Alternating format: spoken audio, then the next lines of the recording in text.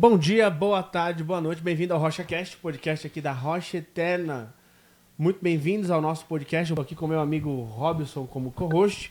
E temos um convidado mais que especial hoje, o pastor Davi Lago. Pastor, seja bem-vindo, Deus abençoe a sua vida. Obrigado, Bruno, Robson, é sempre uma alegria estar com vocês aqui na Rocha. Um abraço para a equipe que está aqui nos bastidores, Bispo Mauro, toda a família da Rocha, que eu amo muito. Vamos lá, meus irmãos. Pastor, começando já falando um pouquinho sobre a nossa atual situação. Eu estava falando agora, falei brincando, mas é uma realidade, né, sobre esse novo sistema que nós estamos vivendo, o sistema mundial.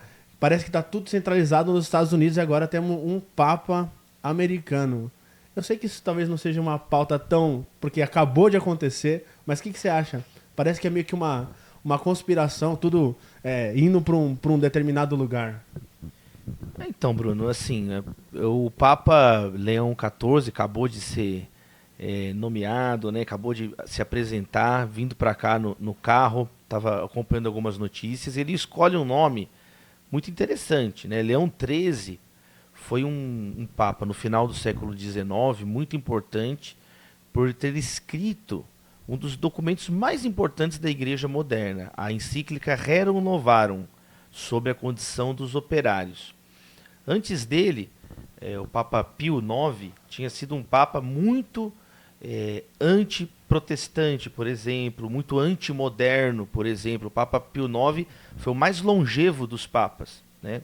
Os católicos afirmam que apenas o próprio Pedro teria tido uma liderança com maior número de anos. Então o Papa Pio IX foi o último Papa que teve poder temporal, teve um poder político exacerbado.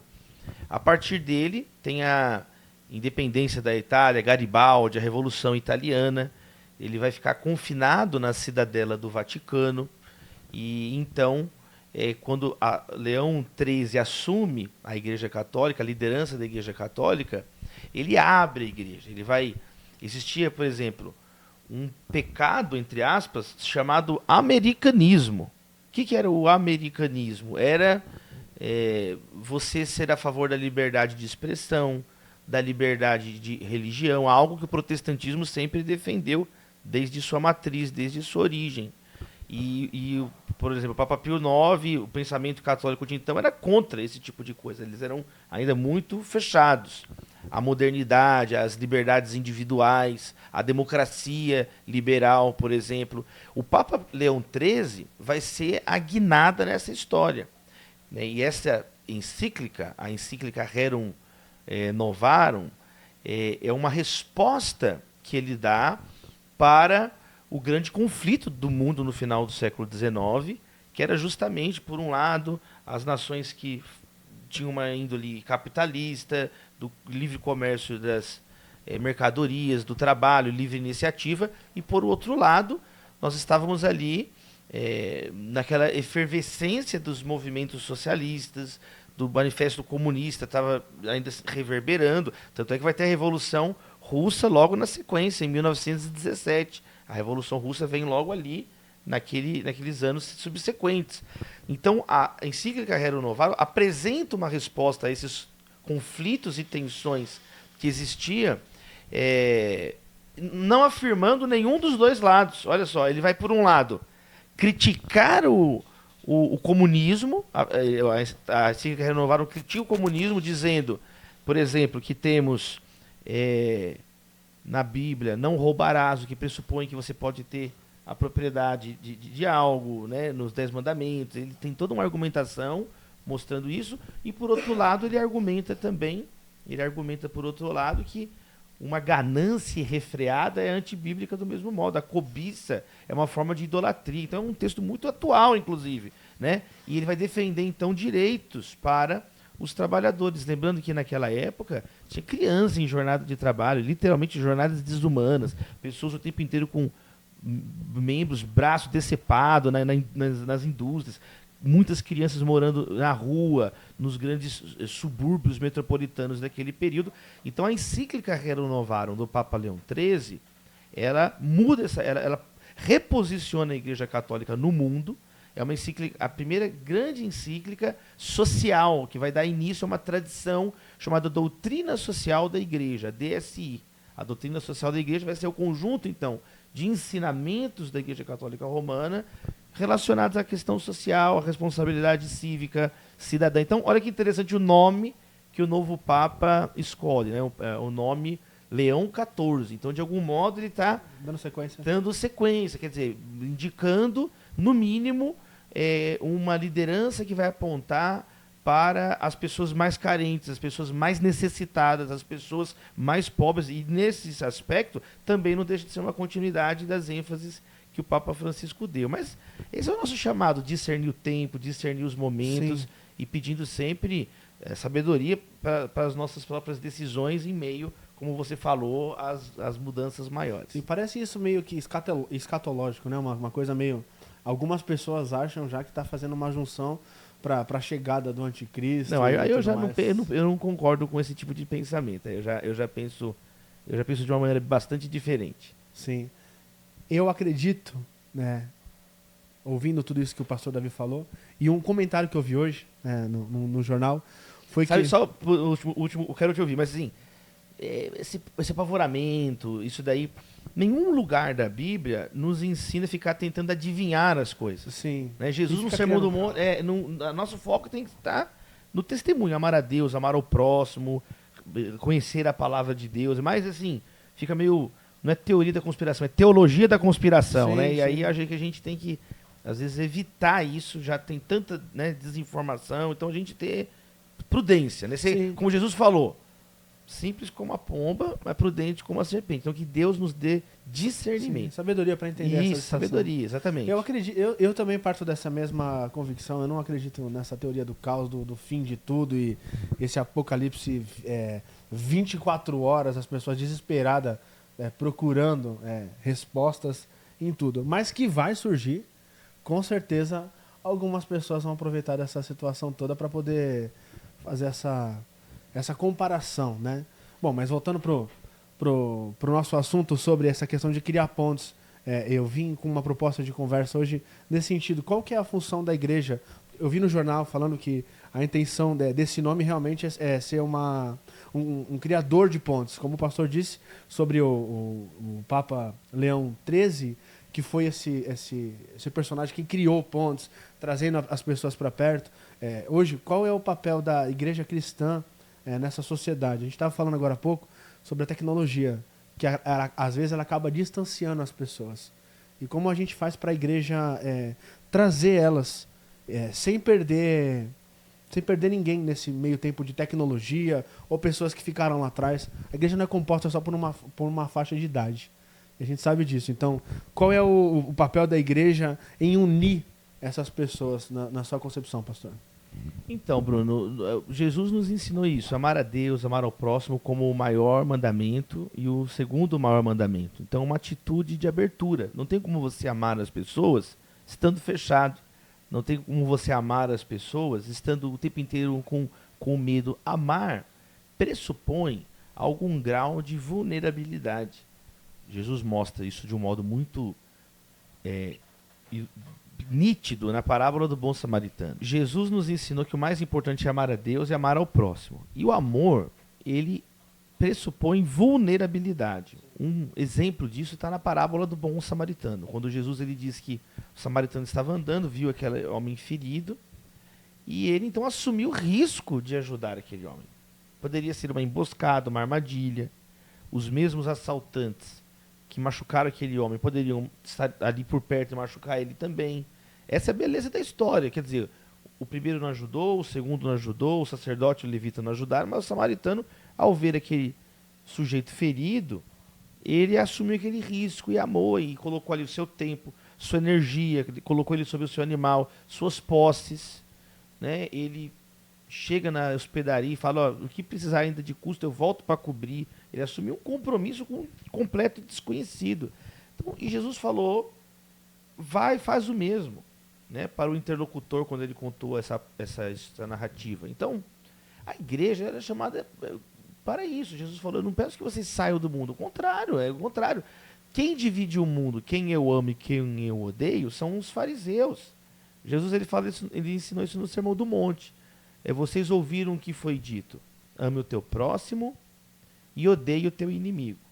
Mas eu vos digo, não, ame o teu próximo, né? Ame o teu inimigo e ore por quem te persegue. Olha o tipo de abertura que Jesus coloca, o padrão que Jesus coloca para nós. Orar até por quem nos persegue. Então, quanto mais a nossa família nós vamos amar, quanto mais os nossos amigos, quanto mais os conhecidos, até o desconhecido, eu sou chamado a ter misericórdia, exercer carinho, amor com ele. Se até o que me persegue eu tenho que orar, então a igreja muitas vezes vai se tornando ríspida, vai se tornando uma igreja dessensibilizada, sem o amor. A marca do Espírito Santo, o fruto, é o amor. É essa abertura das pessoas. Nós não tem medo de ninguém, nós temos temor a Deus, nós temos temor ao Senhor. Então que Deus abençoe cada um de nós, num mundo com tantas violências. E aí você pontua também, Bruno, sobre a tecnologia. A tecnologia, eu concordo com você, muitas vezes o telefone celular, ele une pessoas que estão distantes e separa quem está um do lado do outro.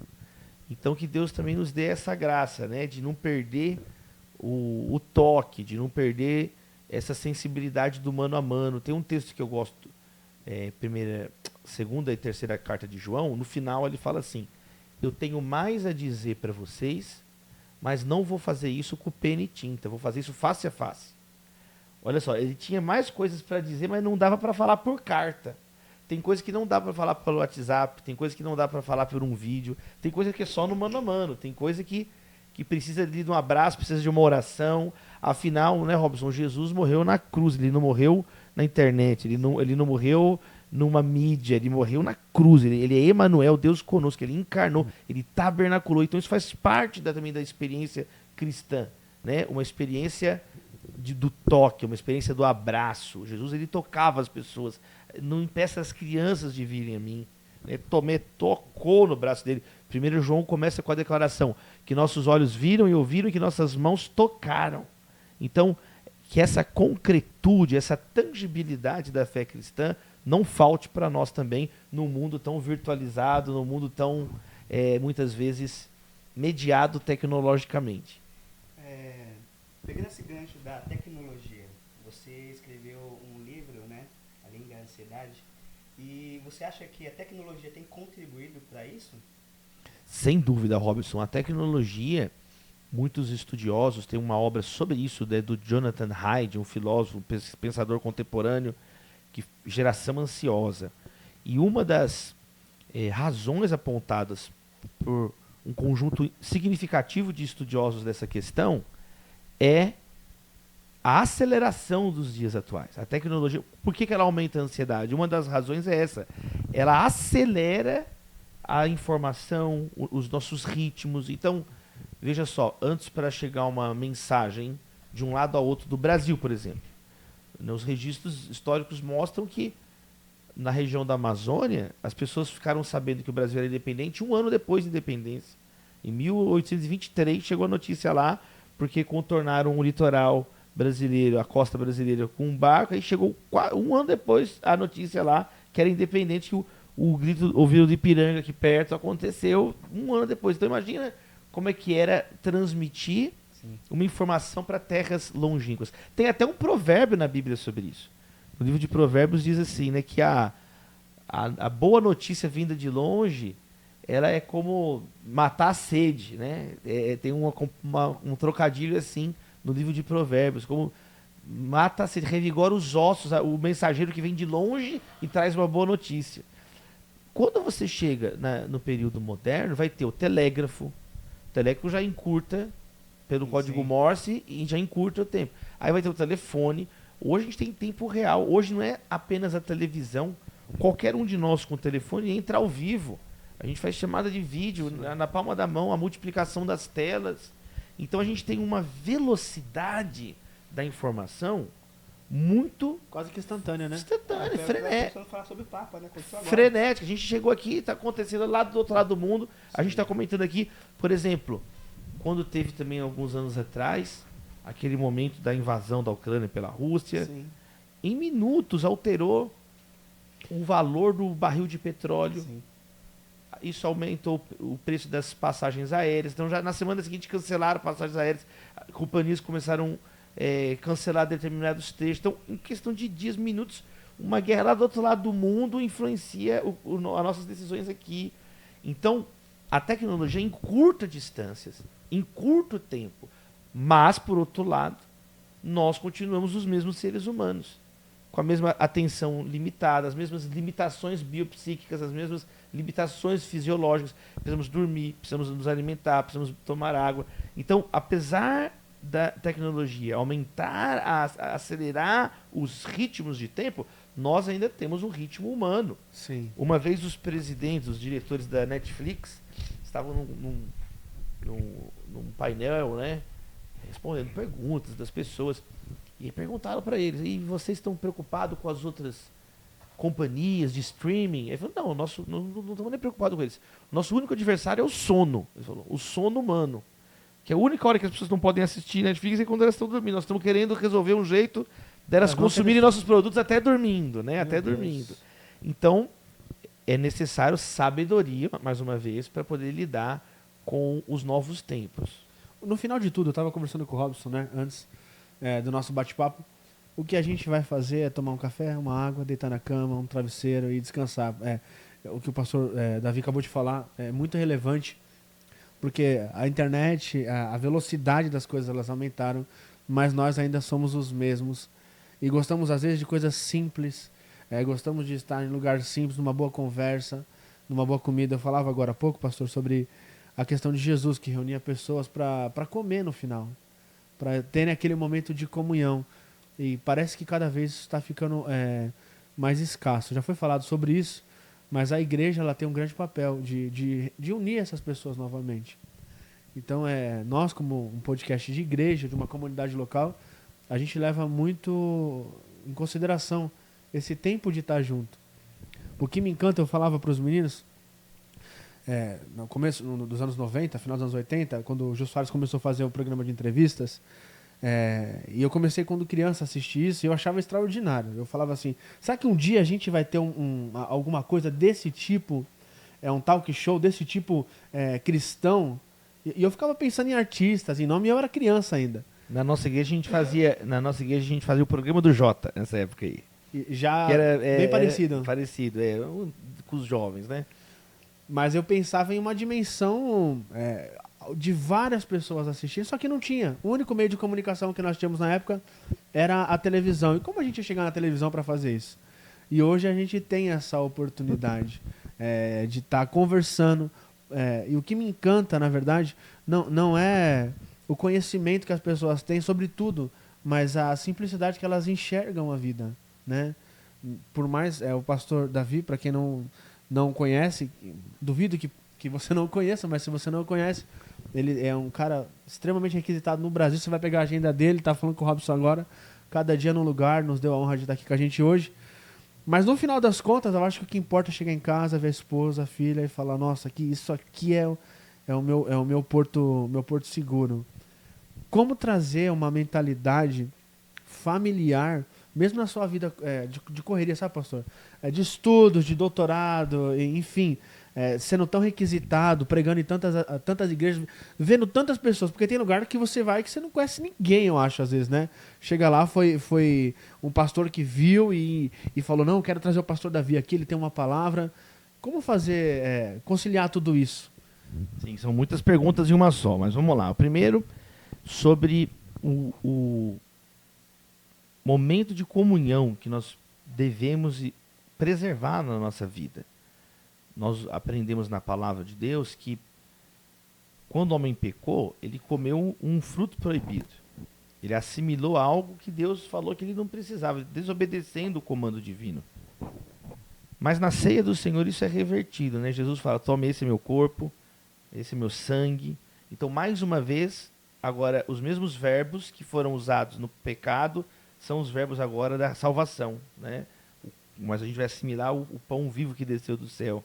A gente vai assimilar agora o corpo de Cristo, afirmando que nós comungamos com Ele, né? Que nós temos uma ligação com o Senhor. Então, Ele deixa essa ordenança na sua última ceia. Então, logo no início da igreja, em Atos 2, a igreja se dedicava ao ensino dos apóstolos, à comunhão, às orações e ao partir do pão. Então, ter esse momento, como você disse, de mesa, esse momento de estar junto, até a palavra companheiro, em português, no latim, é comum panis, é o pão em comum. Companheiro é com quem você come o pão. Por outro lado, o Salmo 1 denuncia, olha, cuidado com a roda dos escarnecedores. Cuidado com esse lugar que as pessoas estão aí assentadas em mesas, escarnecendo dos outros, onde são mesas de destruição. Então a Bíblia fala de muitas mesas. Ela fala da mesa do poder, lá em Provérbios também, quando diz assim, cuidado quando estiver na mesa do rei. Coloque uma faca na garganta e não coma tudo que é oferecido, porque pode ter manjares enganosos. Ninguém melhor que Daniel para levar a sério esse provérbio, né? Ele não se contaminou com as iguarias do rei. Então, que nós possamos ter essa prudência nos nossos relacionamentos e preservar o relacionamento com os nossos irmãos, com a nossa família. Esse é o segundo ponto, a família. A família é uma prioridade na vida de um cristão. Então, o apóstolo Paulo ele ensinou para Timóteo assim, olha, aquele que não cuida dos da sua própria casa, negou a fé e é pior que um descrente. Olha só, é algo tão enraizado na experiência da graça comum, que muitas vezes até o pagão, como diz a palavra em Paulo, falando para Timóteo, pode ter um comportamento mais próximo do que Deus quer do que um cristão que maltrata o seu próprio familiar. Olha a seriedade disso, a seriedade de aprender a preservar o momento com a família, o momento do marido com a sua mulher, com os seus filhos.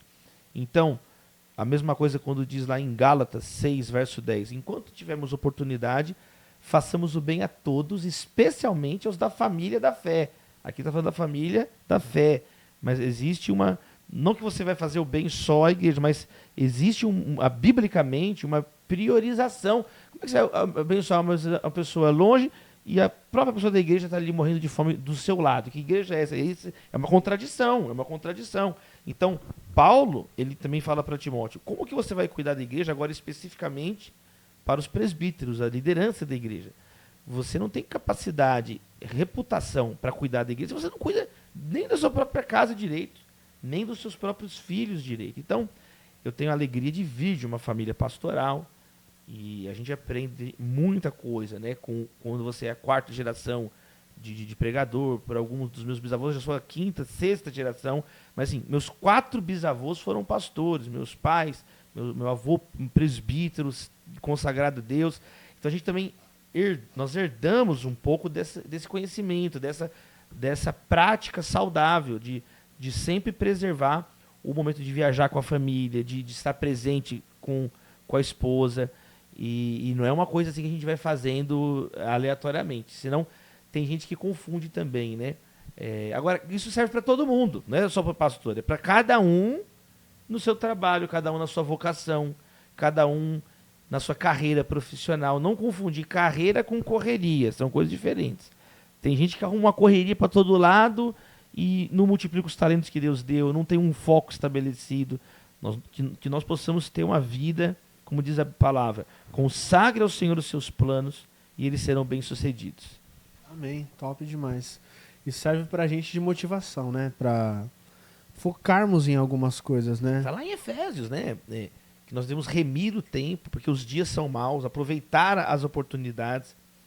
Paulo usa uma palavra grega, akribos, que assim, é meticuloso, é muito cuidadosamente cuidar da nossa agenda, nesse texto de Efésios 5. Então, às vezes a gente é cuidadoso com um monte de coisa, é a agenda do nosso tempo. Olha só, a gente não vai fazendo as coisas de qualquer jeito. Não faz parte de um comportamento cristão.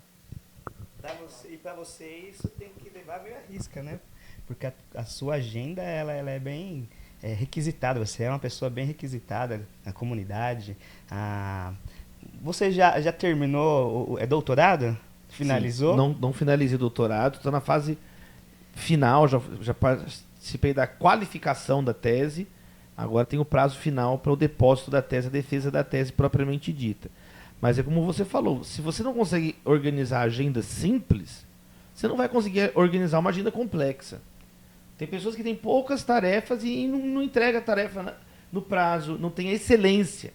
Então, a mediocridade não é uma virtude na fé cristã. Mediocridade no sentido de fazer o mínimo necessário, o mínimo esforço necessário, fazer o mínimo que se espera. Isso não aparece na palavra. A excelência, ela glorifica Deus, ela honra as pessoas, ela promove a sua vida. Provérbios 22, 29 diz assim, que você já viu um homem habilidoso no que faz, será promovido ao serviço real, não trabalhará para gente obscura. Então, quando você multiplica os seus talentos, quando você não enterra, não sepulta, não vai vivendo de qualquer maneira, mas você multiplica, você está cada vez mais parecido com Jesus. Tem um texto no Evangelho que diz que Jesus, olha só, ele faz tudo muito bem, faz até o mudo falar. Era isso que as pessoas faziam. Jesus, ele é excelente em tudo que faz, ele era zeloso naquilo que ele fazia. E nós precisamos entender isso. Esse é um princípio da palavra, da nossa espiritualidade. Colossenses diz assim, que o trabalhador não deve trabalhar de má vontade, ele não deve trabalhar como se fosse simplesmente pelo salário, ele deve trabalhar como se fosse para o próprio Senhor.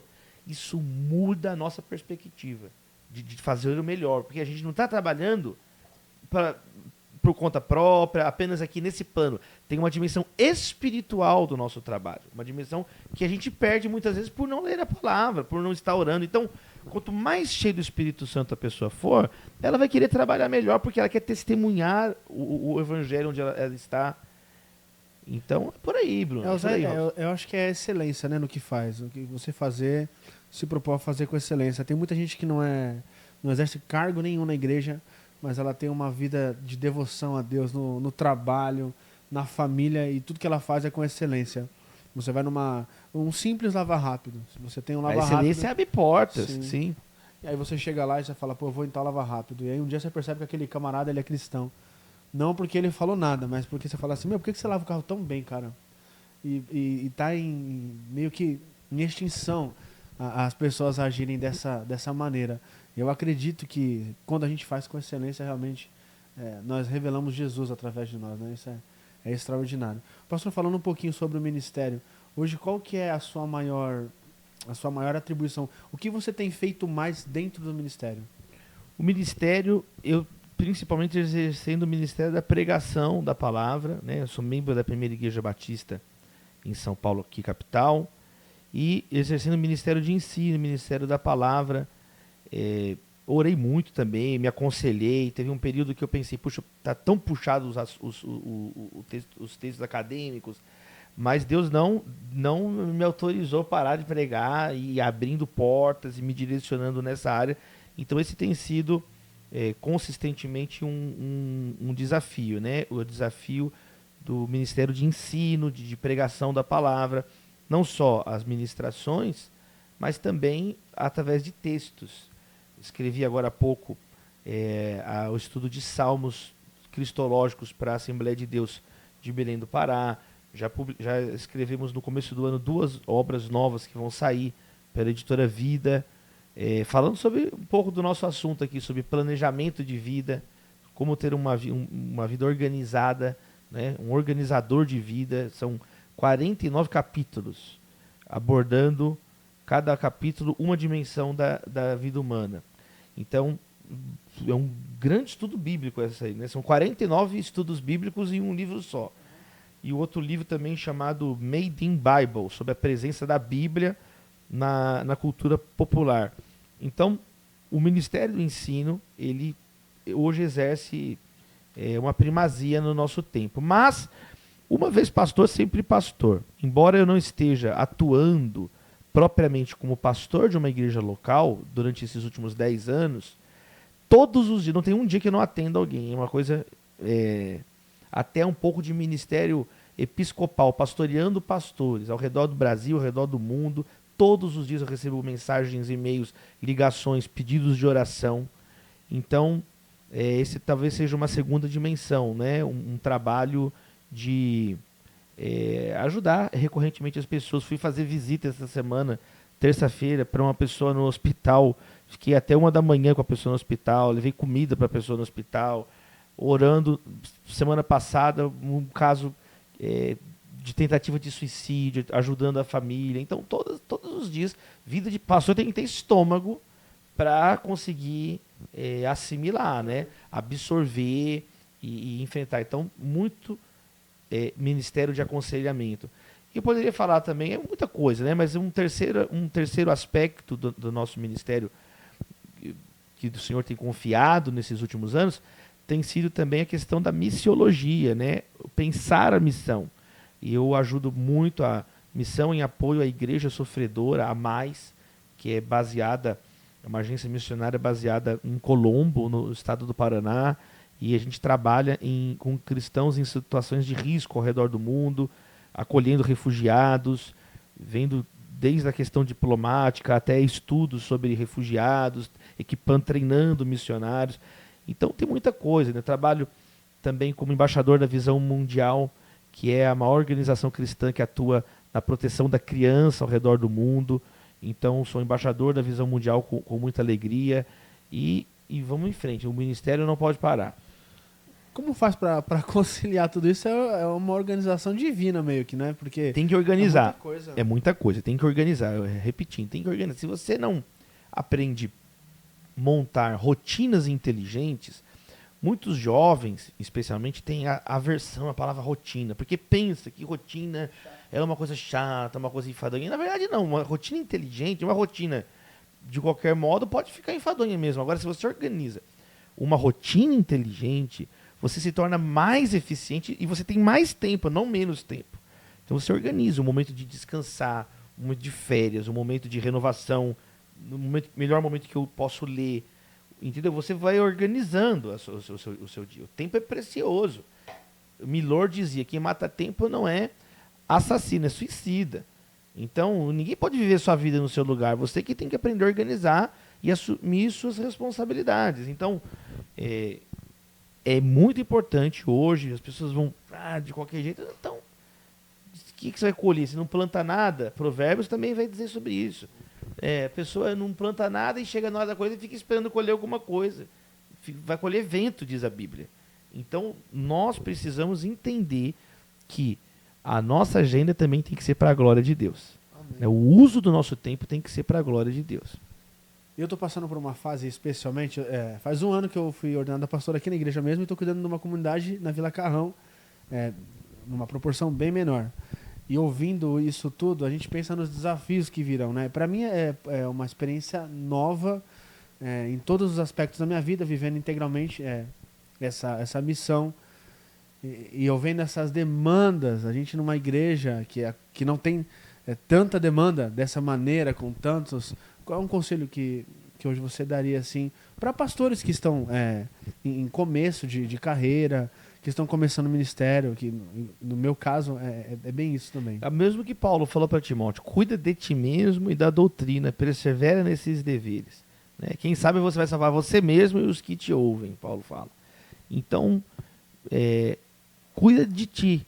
Você não tem como cuidar dos outros se você está estourado, se você é uma pessoa sem saúde emocional, se você não tem energia, se você não tem saúde, como que você vai cuidar de alguém? Se nem de você consegue cuidar.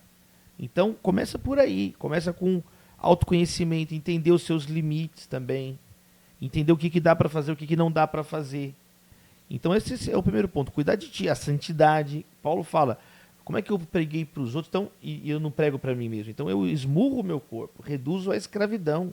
Então, ter o temor do Senhor, que Deus restaure o temor dele no coração dos pastores. Muitos pastores hoje vejo comportamentos, falas, palavras de pessoas que já perderam o temor de Deus há muito tempo, né? Que se arvoram, se colocam numa posição temerária à luz das Escrituras.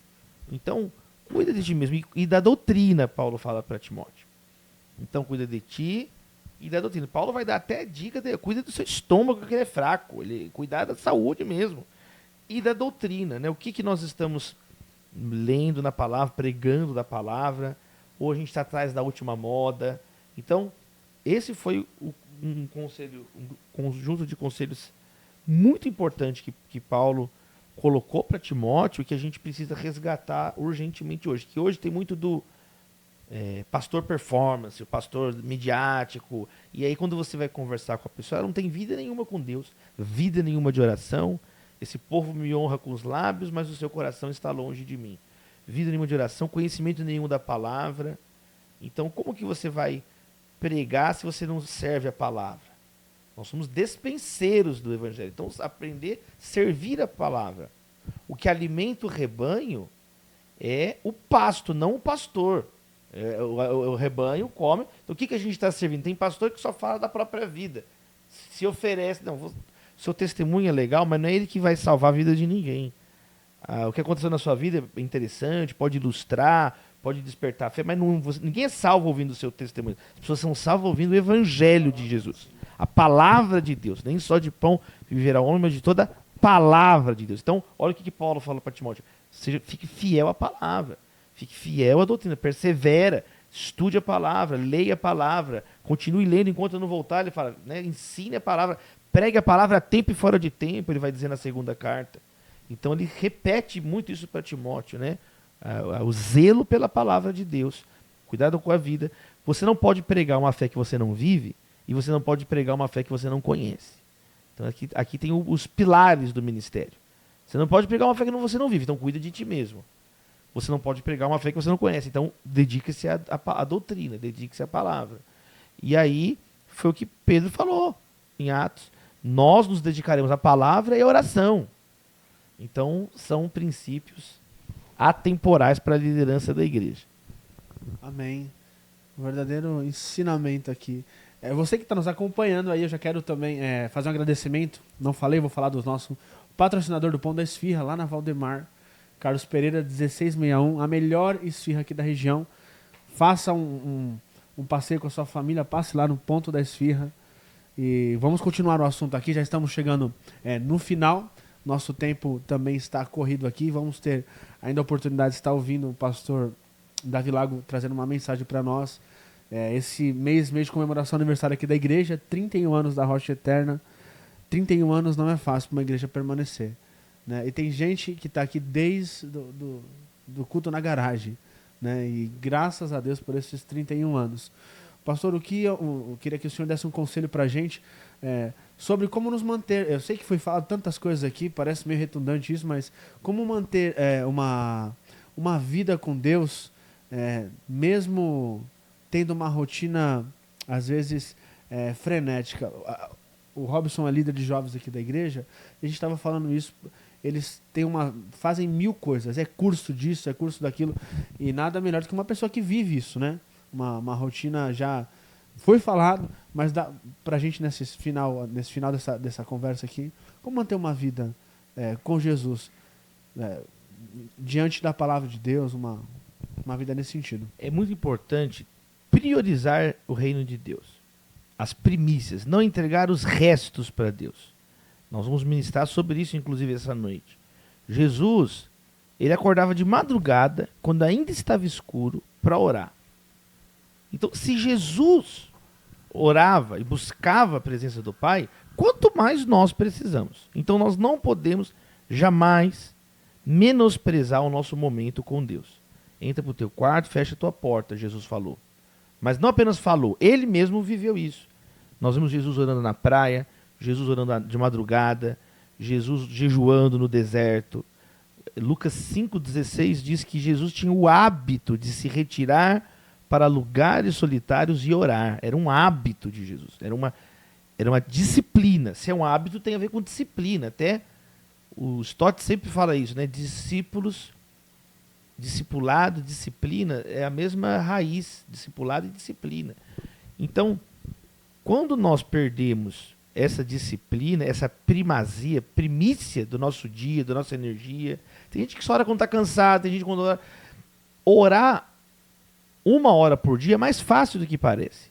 Você pode acordar, orar 15 minutos de manhã quando você orou. Aí na hora do almoço você para mais um pouquinho, já ora ali, mas tem mais um momento de oração, 15 minutos. À tarde, voltando, no trânsito. Quantos momentos a gente perde que a gente não ora? Faz mais uma oração, vem falando com Deus, vem orando com Deus. À noite, faz um exame de consciência, revisa o teu dia, coloca a tua vida. É o mínimo, orar é orar sem cessar. Então, quando nós deixamos de ter essa comunhão com Deus, de oração, de leitura da palavra, então, quem não lê a palavra hoje é o desviado de amanhã. Quem para de orar hoje é o apóstata de amanhã. Nós precisamos... E se Jesus fazia isso, E eu e você, com o coração fraco, sujo, nós que somos tão vacilões, nós que somos mesquinhos tantas vezes. Então, era na presença do Pai que Jesus era renovado. Ele termina na cruz orando. Pai, em tuas mãos entrega o meu espírito. Antes ele falou, Pai, perdoa que eles não sabem o que fazem. Jesus está orando o tempo inteiro e nos ensinando essa chave espiritual de clamar, de orar a Deus. Então, eu aprendi isso. Se nós não tivermos esse tempo com Deus, a gente se torna apenas uma fachada. A gente se torna apenas um religioso formal, um religioso profissional. Você se torna, ocupa um cargo, tem um título e você é profissionalmente religioso. Né? Você é até pago para isso, mas você não tem vida com Deus. Você não é uma pessoa que é vazio. Você é bat even, né? Casa vazia, que Oséias denunciou, o profeta Oséias denunciou. Você é um Icabode, a glória se foi.